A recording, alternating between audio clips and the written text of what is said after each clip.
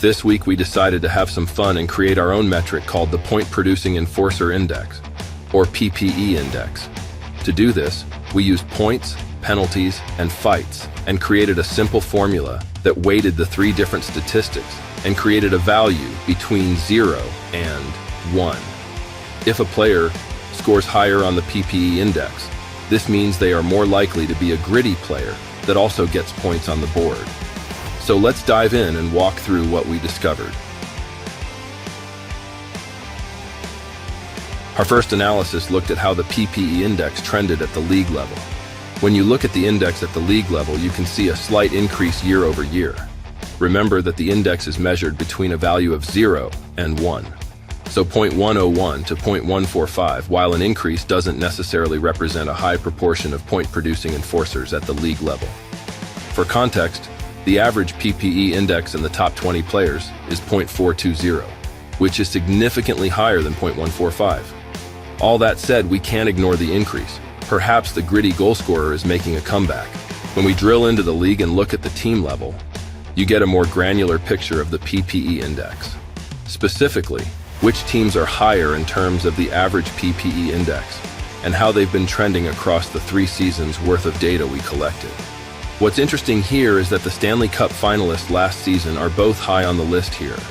That is, Florida and Edmonton exhibit PPE qualities, with Florida trending slightly more strong than Edmonton. We'll now go even more granular into our data set and create a top 20 list of players who were higher on the PPE index. Here, you can see the players trending over the past 3 seasons and their overall average. And there are a couple of interesting takeaways from this list.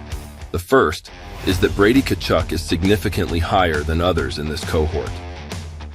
With an average of 0.654, he's an outlier and he's trending up. Second, several players are trending up in the 0.400s, which could show players that are future contenders for the top spot on this list. And third, Sidney Crosby, given his age, is both on this list and trending up. This could be a sign he is not slowing down anytime soon and is increasingly physical in a game that has a ton of fast, strong youth in it. It's pretty damn impressive. But at the end of the day, this list in its current form is all about Brady Tkachuk. The difference between him and the closest player is 0.183.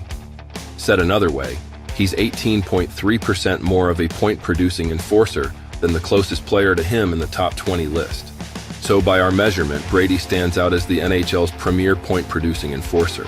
Tkachuk's unique combination of offensive production and physical play underscores his dual role as both a leading scorer and a formidable enforcer in today's NHL. Tkachuk is renowned for his gritty style of play, consistently ranking among league leaders in hits and penalty minutes. His willingness to engage physically, including dropping the gloves when necessary, establishes him as a formidable enforcer on the ice. There's definitely some attribution here we have to give to his father, Keith Tkachuk, who also had a formidable career. With Matthew Tkachuk also performing at a high physical and goal-scoring standard, there's definitely something in the genes. Beyond his physicality, Brady possesses significant offensive talent.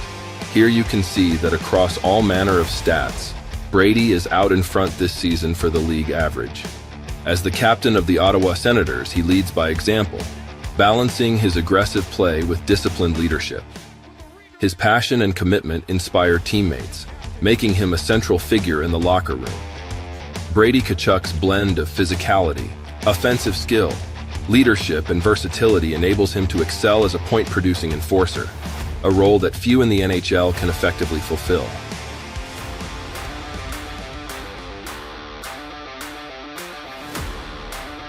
Don't forget to hit the subscribe, like, and notification button. And check out datapunkhockey.com for more great hockey and hockey analytics content.